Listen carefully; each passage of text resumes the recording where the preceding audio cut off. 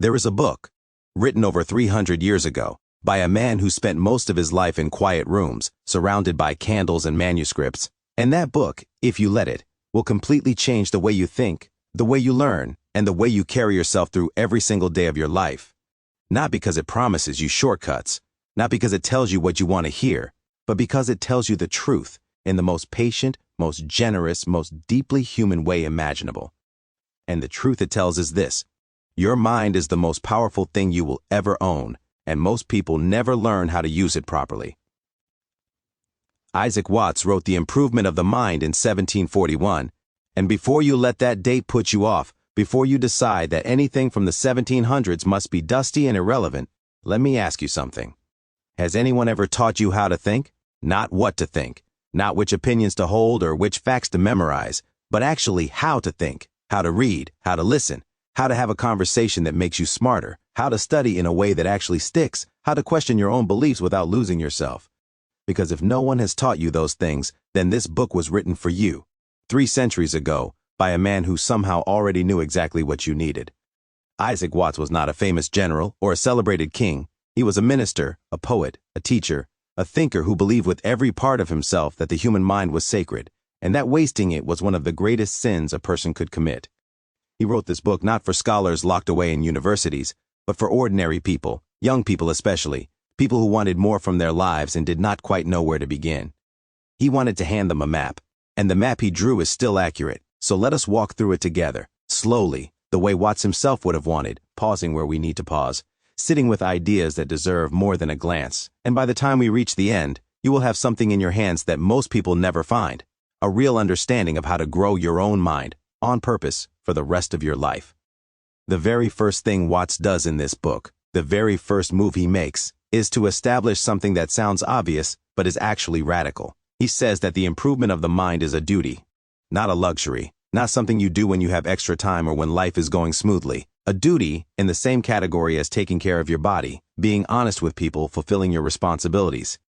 He believed that every person who has been given the capacity to think, to reason, to learn, and to grow has an obligation to actually use that capacity. To leave your mind undeveloped, to coast through life on habit and inherited opinion, to never seriously question what you believe or why you believe it. That, for Watts, was a kind of failure, quiet and slow and almost invisible, but a failure nonetheless. Now, that might sound harsh. It might sound like he is judging people, wagging his finger at the lazy and the incurious, but that is not how it feels when you read him. It feels instead like someone who genuinely loves you is sitting across from you, leaning forward with complete sincerity and saying, "You are capable of so much more than you realize. I have seen it in person after person. Do not sell yourself short. That is the spirit behind this first principle. It is not accusation, it is invitation.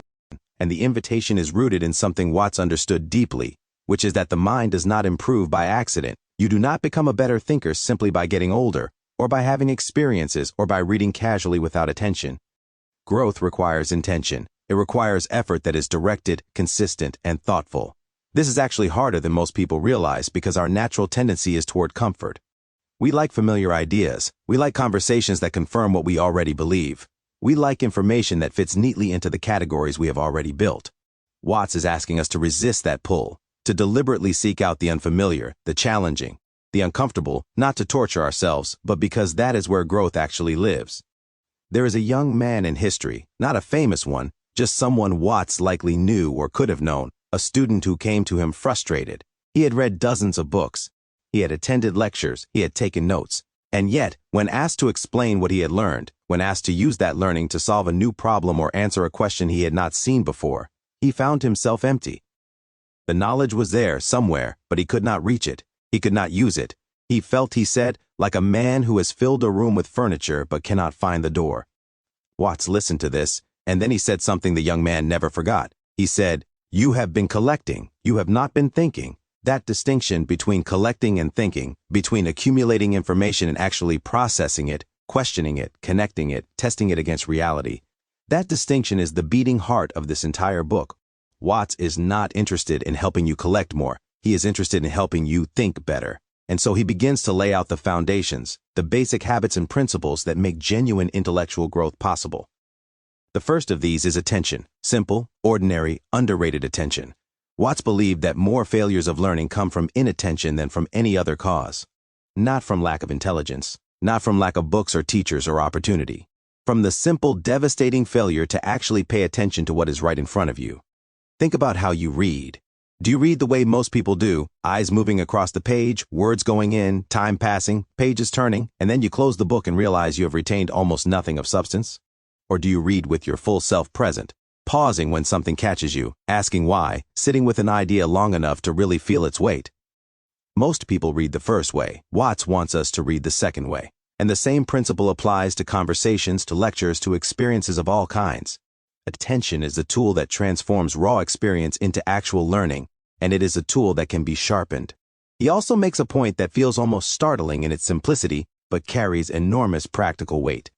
He says that you should never read more than you can digest. And by digest, he means truly understand, truly incorporate, truly make your own. There is a kind of intellectual gluttony that looks like virtue, consuming book after book, lecture after lecture, course after course, while actually getting shallower and shallower because nothing is being properly absorbed. Watts is not against wide reading. He loves wide reading. But he insists that depth must accompany breadth, that you must slow down enough, regularly enough, to actually process what you are taking in. This leads him to one of his most beloved recommendations, which is the practice of meditation. And before you misunderstand him, he does not mean sitting cross-legged on a cushion breathing slowly. He means deliberate, active, engaged thinking, sitting with a single idea and turning it over and over, examining it from different angles, following its implications, testing its edges. He calls this the most necessary exercise of the understanding, and he means it. He believes that without this practice, all reading and all learning remains superficial. The ideas sit on the surface of your mind and slide off the moment you look away from them. But when you truly think about something, when you give it your sustained attention and wrestle with it honestly, it goes deeper. It becomes part of you. It changes how you see other things. It makes you genuinely smarter in the most practical sense of that word. Now, there is another source of learning that Watts places alongside reading and meditation, and that source is conversation. He believed that conversation with thoughtful, knowledgeable, honest people is one of the richest ways to improve your understanding, and he had very specific ideas about what makes a conversation valuable. A valuable conversation, for Watts, is not a debate where each person tries to win. It is not a lecture where one person talks and the other listens. It is not small talk or gossip or the comfortable exchange of opinions that nobody is willing to question. A valuable conversation is a genuine joint inquiry, two or more minds working together on a problem or a question, each person bringing what they know, each person willing to be surprised, willing to be wrong, willing to follow the truth wherever it leads, even if it leads somewhere uncomfortable. He had a name for what he hated most in conversation, and that name was pride. Not pride in the sense of self-respect or healthy confidence, but pride in the sense of the unwillingness to be corrected, the inability to hear a better idea without feeling diminished, the habit of protecting your position instead of seeking the truth. He saw this kind of pride as one of the most destructive forces in intellectual life, and he saw it everywhere, in scholars as much as in ordinary people, in people who had read 1,000 books and in people who had read none. Ego, he believed, is the enemy of understanding, and the first step toward real intellectual growth is the willingness to say, I was wrong, I did not know that. Tell me more. This is not easy. It is genuinely not easy. There is something in most of us that resists correction, that reads a challenge to our ideas as a challenge to ourselves. But Watts understood that this resistance, this conflation of our identity with our opinions, is exactly what keeps us stuck. The person who can receive correction gracefully, who can hear a better argument and change their position without shame, that person is free in a way that the prideful person never is. That person can actually learn because they are not spending all their energy defending the territory of what they already believe. He tells a story, in effect, of two students he observed over many years. Both were gifted, both were hardworking, both had access to the same books, the same teachers, the same conversations, but one of them had what Watts called a teachable spirit, and the other did not.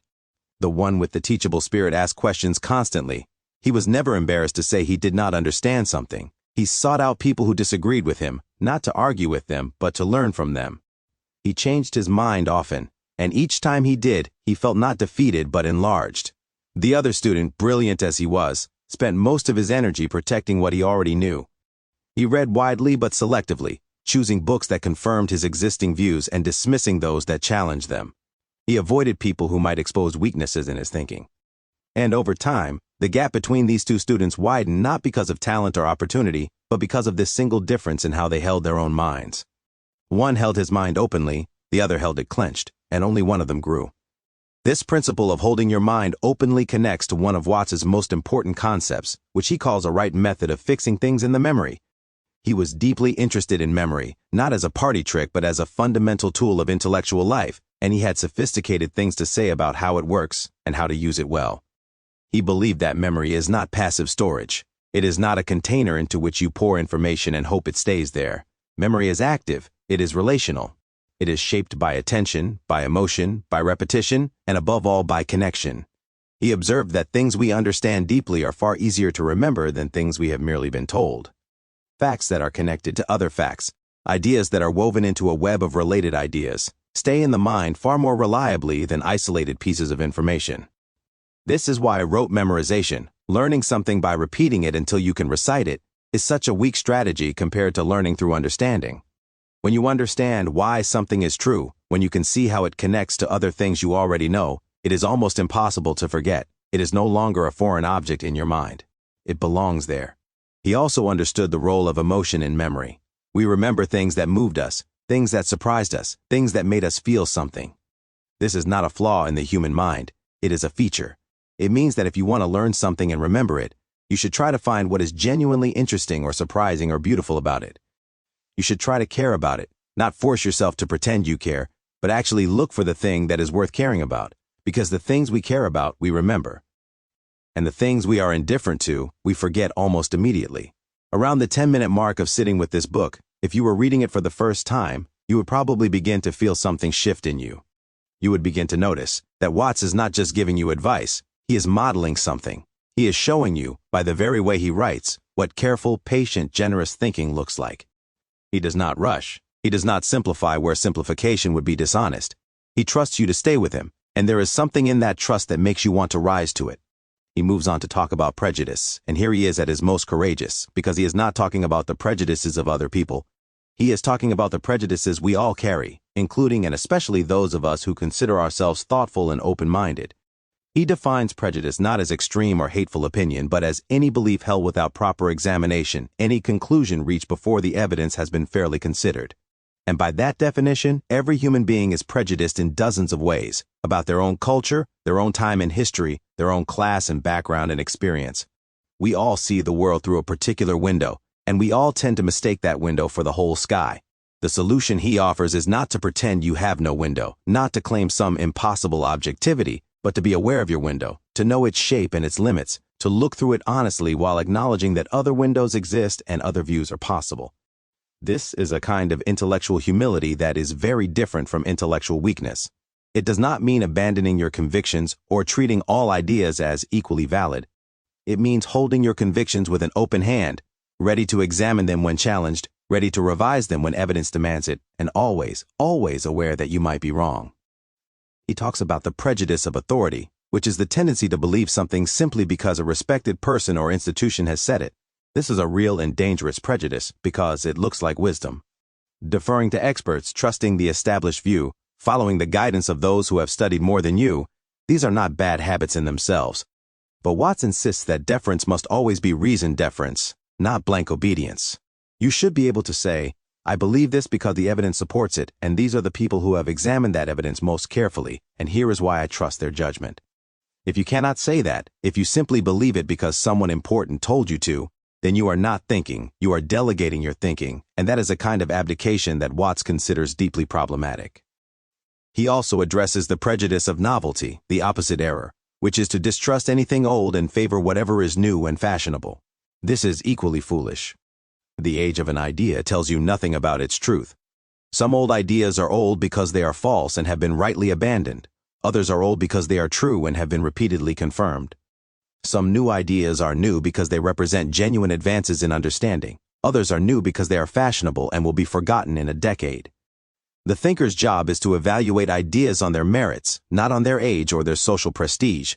Now here is something Watts does that very few writers on the subject of learning and thinking have done before or since. He actually talks about the social dimensions of intellectual life. He talks about how the people around you shape your mind, for better or for worse, and how important it is to be thoughtful about who you spend your time with and what you allow those relationships to do to your thinking. He is not talking about avoiding people who are different from you. He is saying almost the opposite of that. He wants you to seek out people who are different from you, people who know things you do not know, who have seen things you have not seen, who think in ways that challenge your assumptions. But he also wants you to be aware of what happens when you spend most of your time with people who simply confirm what you already believe, who share all your prejudices and reinforce all your blind spots. That kind of community is comfortable, but it is intellectually dangerous. It makes you feel certain about things you have no good reason to be certain about. It makes you feel that your particular window on the world is the only window, or the only one that matters. And over time, it makes you smaller. There is a story here, not Watts' story, but one that illustrates his point perfectly. There was a woman, a school teacher in a small town, who had grown up in that town, had been educated there, had all her friends and family there, had never really lived anywhere else for more than a few months. She was intelligent and kind and hardworking, but she held with absolute certainty certain views about the world, about people different from herself, about how society worked, about what was possible and what was not, that were simply the unexamined assumptions of her particular community. She was not a bad person. She had just never had those assumptions seriously challenged. Then, in her late 30s, she got a fellowship that sent her abroad for a year. And everything cracked open. Not all at once, not painlessly, but real. She met people who had built entirely different but entirely coherent ways of living. She saw institutions that worked differently than she expected. She encountered ideas that she had assumed were obviously wrong, and found herself unable to dismiss them as easily as she once could. She came back, a year later, not with all her old beliefs replaced by new ones, but with something more valuable, the ability to hold her beliefs as beliefs, to distinguish between what she actually knew and what she had merely assumed. And she said, looking back, that it was the most important year of her intellectual life, not because of any single thing she learned, but because of what Watts would have called the improvement of her understanding. She came home with a mind that had been stretched, and a mind that has been stretched, he believed, never fully contracts again. Watts goes on to talk about something he calls the regulation of the passions, and this might be the section that surprises people most, because they do not expect a book about improving your mind to spend time talking about your feelings. But Watts was far too honest and far too observant to pretend that thinking happens in some pure intellectual space separate from emotion. He knew that our feelings shape our thinking constantly, that fear makes us dismiss evidence we find threatening, that desire makes us credulous about things we want to believe, that anger makes us uncharitable to opposing arguments, that love makes us biased in favor of the people we love and the ideas they hold. He is not saying that emotions are bad or that you should try to eliminate them. He is saying that you need to be aware of how they influence your reasoning, so that you can compensate for their distortions. If you notice that you feel angry when you encounter a particular argument, that is a signal to slow down, to examine the argument more carefully, to try to understand why it provokes that response before you dismiss it. If you notice that you desperately want something to be true, that is a signal to scrutinize the evidence for it more rigorously than usual, not less. The discipline he is describing is not emotional suppression. It is emotional awareness in service of honest thinking. He also makes the beautiful observation that curiosity is itself an emotion, and a profoundly important one. The person who can maintain genuine curiosity, who can look at the world and still find it interesting, still find things worth exploring, still feel the pull of unanswered questions, that person is already most of the way to becoming a good thinker. Curiosity is what drives you toward the uncomfortable question instead of away from it. It is what keeps you reading when you are tired. It is what makes you ask the follow-up question instead of accepting the first answer you get. He wanted to cultivate curiosity the way a gardener cultivates a rare plant, carefully, patiently, protecting it from the things that kill it. And what kills curiosity? He has a clear answer. Laziness kills it. Arrogance kills it. The belief that you already know enough kills it. The pressure to have opinions without having done the work of forming them properly. The social reward for confidence and the social punishment for saying, I am not sure, I need to think about this more. All of these things kill curiosity, and Watts saw them everywhere in his time, and they are everywhere in ours. He spends considerable time on the question of reading, which should come as no surprise, since books were his great love and his great medium. But what he says about reading is not what you might expect. He does not simply encourage you to read more. He encourages you to read better, and he makes distinctions that are worth sitting with carefully. He distinguishes between reading that is entirely passive, where you allow the author to carry you along and you accept whatever they say, and reading that is active and engaged, where you are in constant dialogue with the text, agreeing here and disagreeing there, asking where this argument leads and whether it holds up, connecting what you are reading to what you already know and testing both against each other. The first kind of reading is pleasant and easy. It fills time and it feels productive, but it does not make you smarter in any lasting way. The second kind of reading is harder. It requires more energy, but it is the only kind that genuinely changes you. He also talks about the danger of reading too narrowly, of sticking only to books that confirm your existing interests and beliefs. He encourages what we might today call intellectual adventurousness, the willingness to pick up a book about something you know nothing about, in a field that is not your own, by an author whose perspective is very different from yours. He believed that these wide excursions into unfamiliar territory were essential to a truly developed mind because they reveal connections you would never have found otherwise, challenge assumptions you did not know you had, and give you a kind of perspective on your own area of expertise that is impossible to get from within it alone. He has a lovely section on the use of notebooks and journals, which he recommends strongly, not as a performance of productivity, not as a way to look like the kind of person who journals, but as a genuine intellectual tool. Writing things down, he argues, does three things. It forces you to clarify your thinking, because vague thoughts that seem perfectly clear in your head become obviously confused the moment you try to put them into words. It creates a record that you can return to, so that insights do not slip away into the fog of time. And it allows you to track your own development, to see how your thinking has changed and grown, which is both useful and deeply motivating. He recommends writing out your own responses to what you read, not just summaries but genuine responses, arguments with the author, extensions of their ideas, applications to your own life, questions that remain unanswered. This practice, he believed, was one of the most powerful ways to transform reading from consumption into something active and generative. He himself was a prodigious note-taker and journal keeper, and you can see in the richness and precision of his writing the fruits of that practice. Now, there is a section of this book that I find particularly moving, and it is the section where Watts talks about the obstacles to learning. Not the external obstacles, the lack of books or teachers or time, though he acknowledges those, but the internal obstacles, the ones we carry inside ourselves. And the first and greatest of these, in his view, is what he calls a false opinion of ourselves, by which he means both overestimating and underestimating ourselves, and he is surprisingly even-handed about which is more dangerous. Overestimating yourself is the more obvious problem. The person who believes they already understand something well enough is the person who will not examine it carefully, will not ask follow-up questions, will not seek out perspectives that might challenge their understanding. Confidence, when it outruns actual knowledge, is a trap, a very comfortable trap that keeps you exactly where you are while convincing you that you are somewhere better. But underestimating yourself is also a trap, and Watts takes it seriously.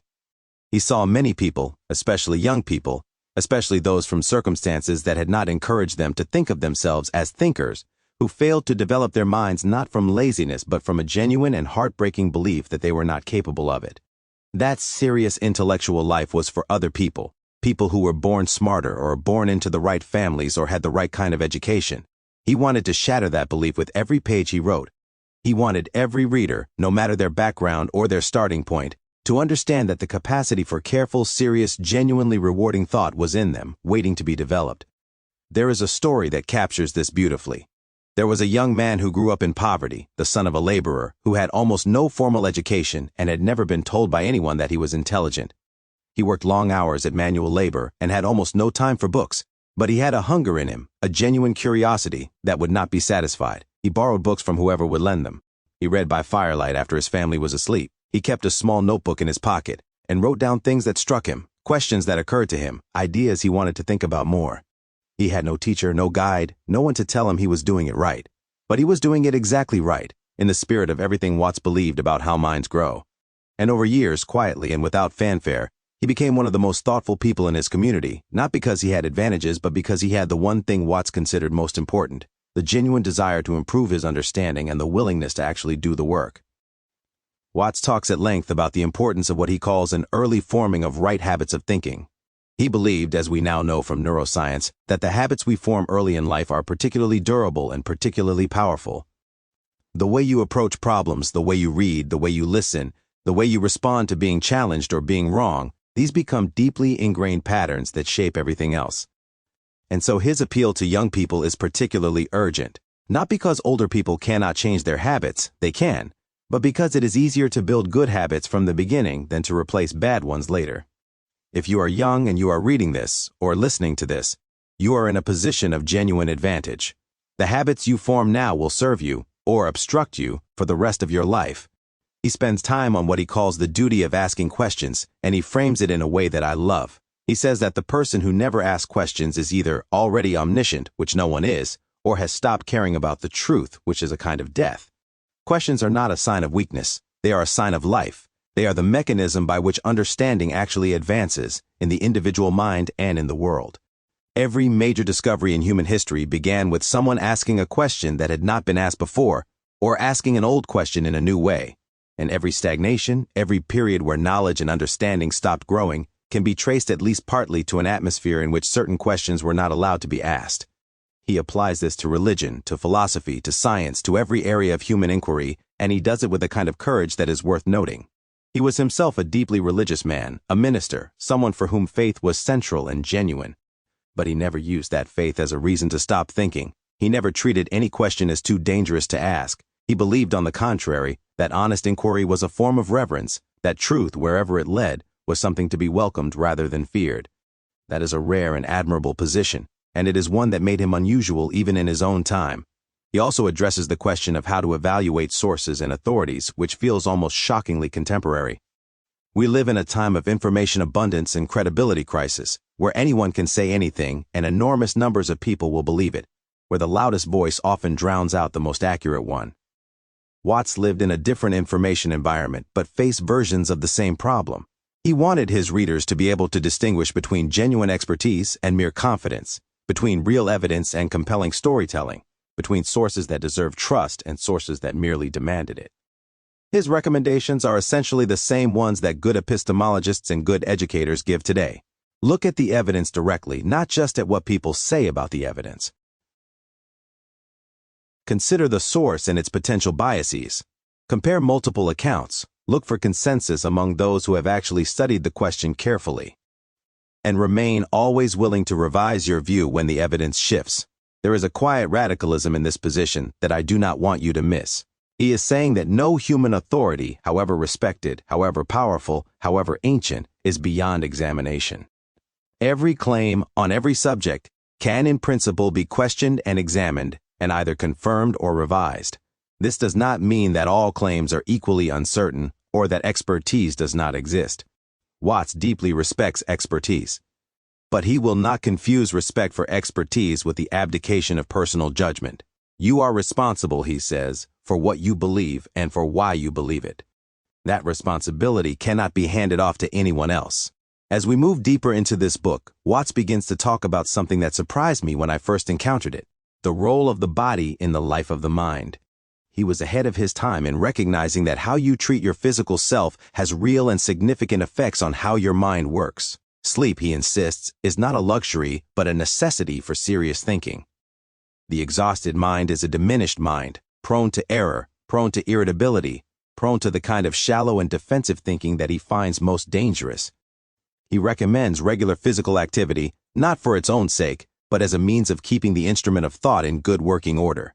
He recommends moderation in eating and drinking, again, not as a matter of puritanical self-denial, but because excess of any kind taxes the system and impairs the clarity of thought. He also talks about rest and recreation, and here he is beautifully balanced. He does not think you should work constantly. He does not romanticize overwork or celebrate the person who sacrifices everything for the life of the mind. He believes that the mind, like any instrument, needs to be laid down sometimes, allowed to rest, allowed to recover. The person who never rests never truly thinks at their best. And the activities of rest and recreation, walks in nature, conversations with friends, music and poetry, and beauty of various kinds, these are not distractions from the intellectual life but essential parts of it.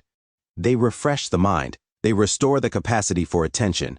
They sometimes, in the relaxed and receptive state they create, produce insights that more effortful thinking has missed.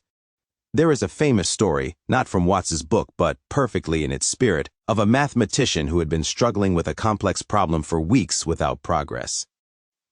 He decided, in exhaustion, to take a day off, to go for a long walk in the country, to stop thinking about the problem entirely. And as he stepped onto a bus, in the middle of a completely unrelated train of thought, the solution arrived fully formed in his mind. He was not thinking about the problem. He was not trying to solve it. He was simply relaxed and present, and the answer came. Watts would not have been surprised by this at all. He believed that the mind does its deepest work sometimes in the spaces between conscious effort, and that creating those spaces is not laziness but wisdom. He turns, near the end of the book, to what he considers the ultimate goal of all this intellectual effort, and the answer he gives is not what you might expect. He does not say the goal is to become famous, or to accumulate degrees, or to win arguments, or to be recognized as learned. The goal, he says, is wisdom, and by wisdom he means something quite specific: the ability to live and act well, to make good judgments about real situations, to understand human nature and human life deeply enough to navigate both with grace and goodness. Knowledge, he insists, is not the same as wisdom, and the pursuit of knowledge for its own sake, disconnected from any concern with how it is used and what it is for, is a kind of vanity. This is where his religious sensibility most clearly shapes his intellectual project, but not in a way that excludes those who do not share his faith. Because what he is really saying, stripped of its theological language, is that intellectual life is not an end in itself. It is in service of something. It is in service of living well, of understanding deeply, of treating other people with justice and compassion, of contributing something real to the world you live in. The person who has read everything and understood nothing that matters, who can discourse brilliantly on abstract questions but cannot love their neighbor, who has a library full of books but a heart full of pride and contempt, that person, for Watts, has badly missed the point. And I think that is right, not just as a religious claim but as a human one. The best thinking I have ever encountered has always had this quality, a quality of care. It cares about getting things right because it cares about people. It cares about truth because it cares about what truth is for. The purely abstract intellectual, the one who pursues ideas without any connection to their human significance, is a figure that Watts would have found both sad and a little frightening. Because pure abstraction without human care is how intelligent people sometimes do terrible things while convincing themselves they are being perfectly rational. He ends with a call to perseverance that is among the most moving passages in the book. He knows, he says, that all of this is hard. He knows that the habits he recommends require sustained effort, that attention wanders, that pride reasserts itself, that laziness is always tempting, that progress is often invisible and discouragement is often sharp. He knows that you will sometimes read a book and understand nothing and feel like an idiot. He knows that you will sometimes have conversations where you realize painfully how much you do not know. He knows that the life of genuine intellectual growth involves a lot of humility and a lot of patience and a lot of simply continuing when you would rather stop. And he says, keep going. He says it with warmth and without condescension. He says it as someone who has walked this road himself and found it worth walking despite all its difficulties. He says that every hour you give to honest inquiry, to real thinking, to the genuine attempt to understand something better than you did before, is an hour well spent, regardless of how small the progress feels. The mind that tries is already better than the mind that does not, and the trying itself, the sustained and humble commitment to understanding, is its own reward. There is something he says near the end that has stayed with me longer than almost anything else in the book. He says that a truly educated person is not distinguished by the quantity of what they know, but by the quality of how they think. Two people can have read exactly the same books, attended exactly the same lectures, lived through exactly the same experiences, and one of them can emerge genuinely wise and the other can emerge merely informed. The difference is in the quality of their engagement, the depth of their attention, the honesty of their questioning, the humility with which they hold their conclusions. These are things that cannot be given to you by any teacher or any institution. They are things you have to develop yourself, day by day, habit by habit, question by question. He also says something that I think is particularly important for our time, which is that the improvement of the mind is never finished. There is no graduation, no point at which you can say, I am done, I have learned enough, I understand sufficiently. The world is endlessly complex, and the human mind, however developed, is always only a partial and imperfect instrument for grasping that complexity. The commitment to learning is a lifetime commitment, not a project with a completion date, and that is not a discouraging thought, it is a liberating one. It means there is always more, there is always another horizon. The journey does not end, and that means the adventure does not end either. What makes this book extraordinary, after all these centuries, is not just the wisdom in its individual recommendations. It is the spirit that runs through all of them. It is the spirit of genuine respect for the human mind and genuine belief in its capacity to grow. Watts never condescends to his reader. He never treats learning as something that happens to passive recipients who simply need to be filled with the right information. He treats it as something that happens through active, engaged personal effort, and he trusts you with the work of it. He hands you the tools and says, here, you can do this, and the doing of it will make you more fully yourself. In a world full of shortcuts and hacks and life optimization techniques, there is something deeply countercultural about this message. There are no shortcuts here. There is no technique that will do the work for you. There is only attention and honesty and patience and the willingness to be wrong and try again. That is it. That is the whole method. And it works, not because it is clever or novel, but because it is true. It matches the actual nature of how human minds grow, and it has been matching that nature for 300 years and more. If you take one thing from this summary, let it be this: your mind is not fixed. Whatever you believe about your own intelligence, your own capabilities, your own potential for understanding, you are almost certainly underestimating yourself.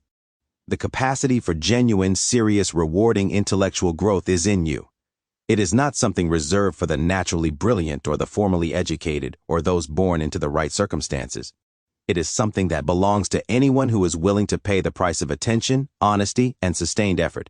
And that price, though real, is far less than it appears and far more worth paying than almost anything else you could spend your time on. Isaac Watts sat in his small room by his candle over 300 years ago, and he wrote this book as a gift to people he would never meet, to you, reading this now or listening to these words, in a world he could not have imagined. He trusted that what he knew about the human mind would still be true when you needed it. And it is. Every word of it is still true. The mind still works the way he described. The obstacles he named are still the obstacles. The habits he recommended are still the habits that work. And the goal he pointed toward, wisdom, lived and embodied and shared with others, is still the most worthwhile goal a human being can pursue. So begin. If you have not already, begin. Open a book you have been meaning to read and actually read it, slowly, with attention. Find someone whose thinking challenges yours and have a real conversation. Write something down, anything, the beginning of a thought, a question that is bothering you, a response to something you read. Hold your opinions a little more loosely than you have been. Ask one more question before you decide you understand, and tomorrow, do it again. That is all. That is the whole of it, and it is enough to change everything. If this summary moves something in you, if it made you want to pick up the actual book, or simply to think a little more carefully about your own mind and how you are using it, then please do take a moment to like this video and subscribe to Audiobook Library.